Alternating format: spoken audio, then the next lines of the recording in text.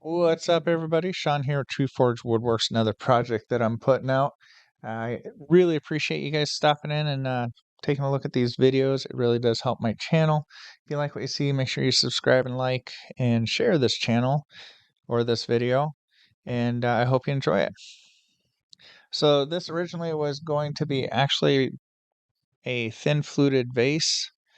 And until I started getting into it, and then I started changing what I wanted to do with it based on what I was seeing, which is one of the cool things about woodworking. Just taking off all of the bark on this and getting it down to the bare wood. One of the cool features on this particular project is I actually had cut off a branch going into this piece, so I have some cool um, grain around that piece, which you can see right there. And as we go along, you'll see how that turns out.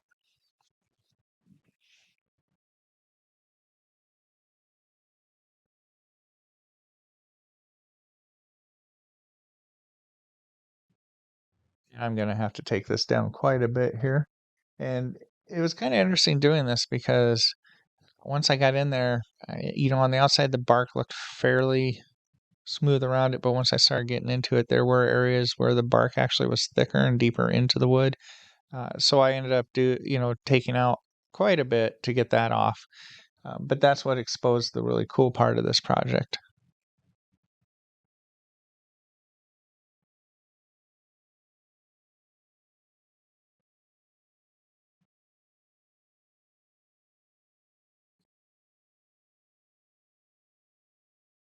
I do also have a couple more projects coming that you'll want to check out. One of them is I have a bowl that I'm making that is made out of Oregon tree moss and resin that I'm pretty excited about that one. I think you're going to enjoy that when that comes out, so stay tuned for that one. I also have my previous videos. If you look on my shorts, I have a ditch wood that I'm trying to make into a beautiful piece. I have a video for that. That had an unexpected end result that was pretty cool in a disastrous sort of way. Again, here I'm just trying to get all of that bark out of there so I can get down to the bare wood. And here's where I started noticing that there were some pretty cool features in the wood. So I decided to stop here and I started sanding. Now I sand starting with 80 grit and I work my way all the way up to 400 grit using the sandpaper. And here I'm just cleaning out some of the features of the log. And again, these features are what ended up making me decide to change my mind on how I wanted to proceed with this project. There was quite a bit of uh, worms or grubs off of this piece of wood, and so there's a lot of wormholes in here, and I decided that that was a really cool feature that I wanted to showcase. I had never done one where I showcased the worm uh, tracks or wormholes in the project. So I just kept kind of working along here, cleaning it out. It is a little bit tedious on here. I did speed this up quite a bit just so you guys didn't have to suffer through all of it. But in the end, I think it was really worth the effort. So also, I will link below the tools that I use. So if you're interested in checking out and seeing what I use and possibly looking at getting into wood turning, you'll get an idea of what some of the costs are. With that, though, if you are interested in wood turning, I would recommend that you do a search for your local Woodturners Club. If you want to check out ours, it's Quad City Woodturners, and we're up on Facebook. It's really kind of a cool thing because years ago when I started going there, when I first started wood turning, there's so much experience from the people that are turning. I mean, we're talking hundreds of years of total experience, and I really learned so much from them doing this that probably would have taken me 10 times as long if I would have just tried to figure it out on my own. So it's a valuable resource. With ours, we have about 10 or 12 lathes. We have plenty of tools. Here I'm just adding Acks Abrasive paste. This is my 1000 grit abrasive paste. Acks is awesome. I'm not a sponsor, but I recommend them all the time. Anyway, so if like ours, we have 10, 12 lathes, we have the tools, and you can come in off the street and you can try starting turning right then and there. And we always have people there that'll help you get started, give you some basics, let you turn some wood. That way you can try it out before you spend the money on the equipment. So yeah, look up your local Woodturners Club. If you can't find it, look up a search for just local woodturners and reach out to them. And they can probably direct you to where you need to go, and or they might be able to just give you some starter tips. There's a gentleman that I ran into, I met just doing some walking and stuff, and ended up touring his shop, and he has an incredible shop, and we sat there for about 2 hours talking and just learning some of his techniques. So woodturners and woodworkers in general are always willing to help you get started. They're always willing to give you advice. It's a great community to be a part of. I'll list a couple other turners that I really enjoy watching on here, and a couple woodworkers that I really enjoy. Just gives you an opportunity to go out and see what else is out there.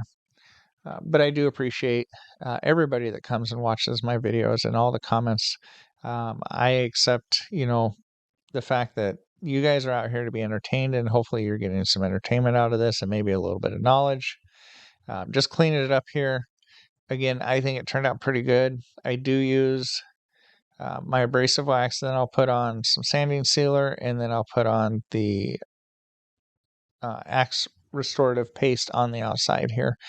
But it did turn out really cool. You can see the spalting here. Here's the sanding sealer. The reason I put that on there is it just helps the durability. Now, I didn't show it, but I also did, before I did the abrasive wax, I did add a coat of water on there to raise the grain, and then turn around and sanded it back down again with my 400 grit sandpaper.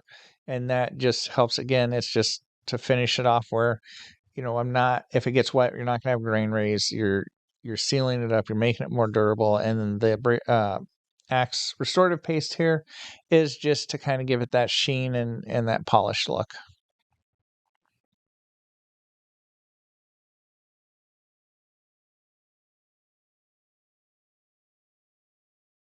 There's actually many different finishes that you can put on your wood turning. In this case, I'm just putting that wax on there. A lot of times I use just straight beeswax or Obi Shine. Sometimes I'll use polyurethane depending on what the project is, but generally I'll stick to either Obi Shine, the restorative paste, or beeswax on most of my finishes. If it's something where it's going to get a lot of exposure to water, for example, like this one, I did use a spray polyurethane on the inside of this that I don't show. And that's just because this is going to, be able to put flowers in it, short stem flowers. And so you'll have water in there for that. And it's just, again, we want to protect our art and make it so that it lasts, hopefully generations.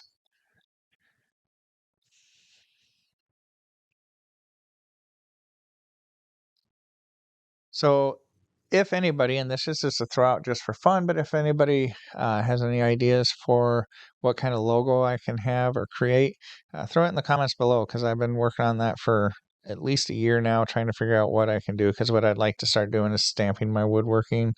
Um, I have the worst time coming up with the logo, though, for some reason.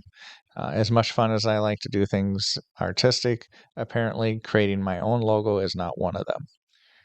So if you guys have any ideas of what would be kind of cool based on what you guys see here, just leave a comment down below. I do read all of my comments, and I appreciate all the comments that are left behind or left below. I don't know if behind is the right word. Um,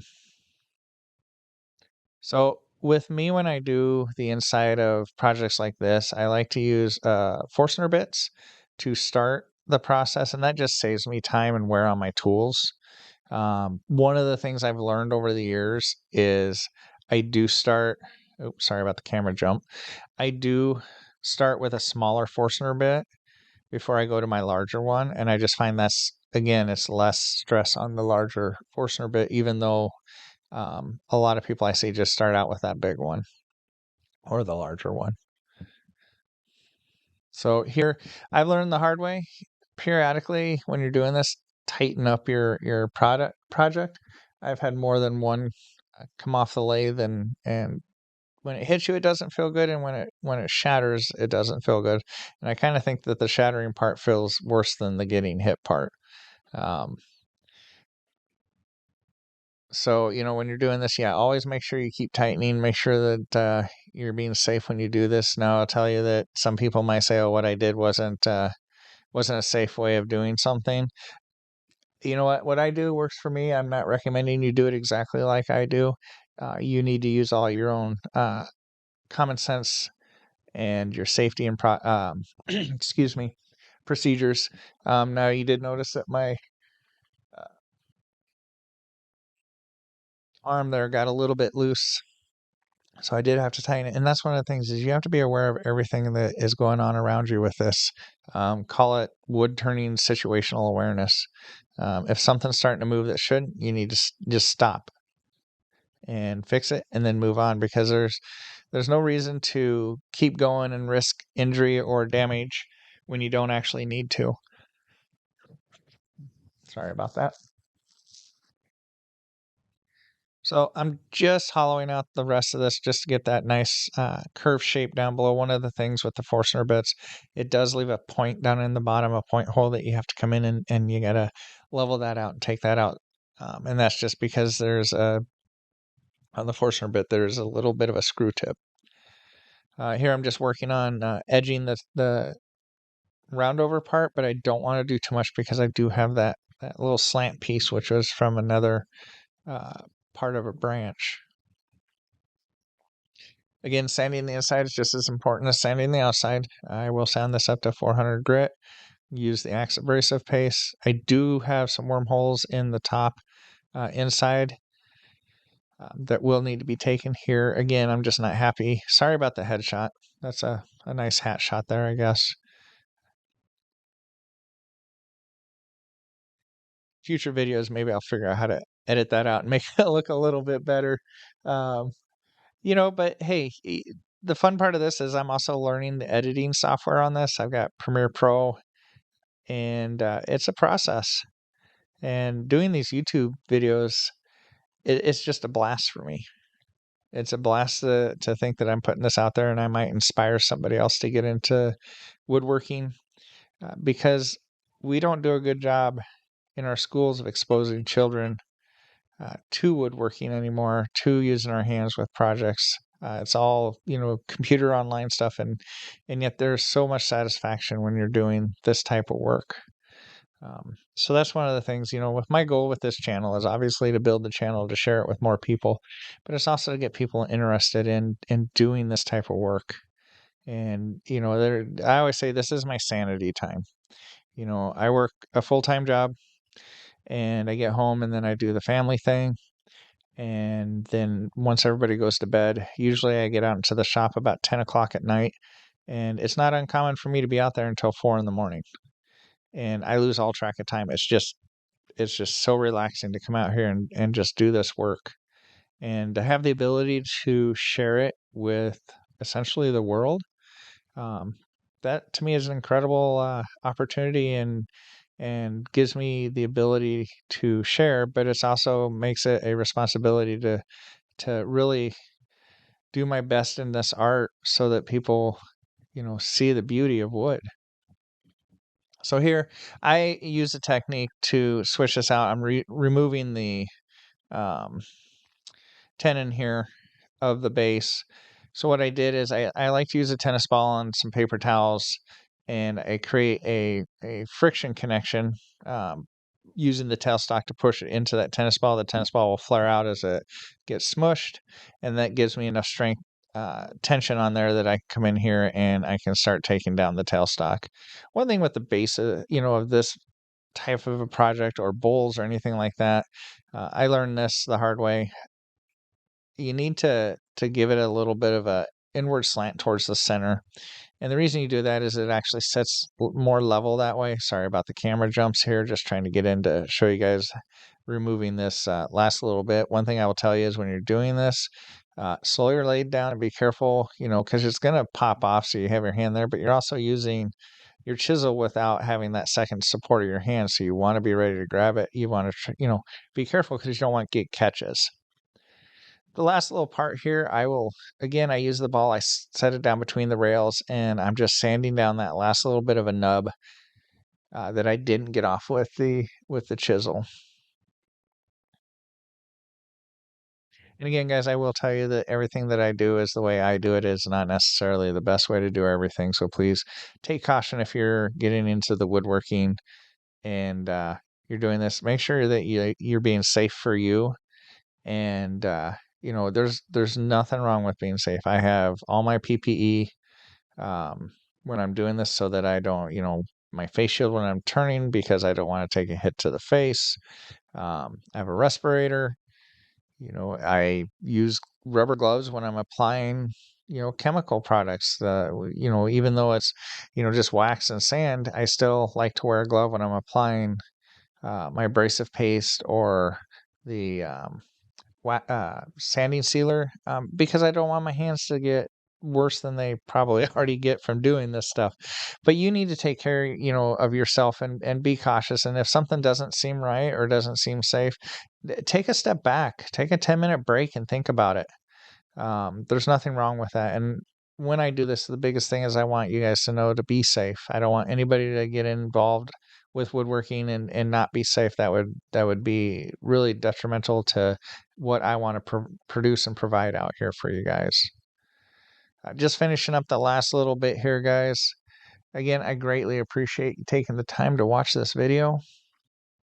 I encourage you to follow my channel, subscribe down below, like, and share the video. Help me grow the channel.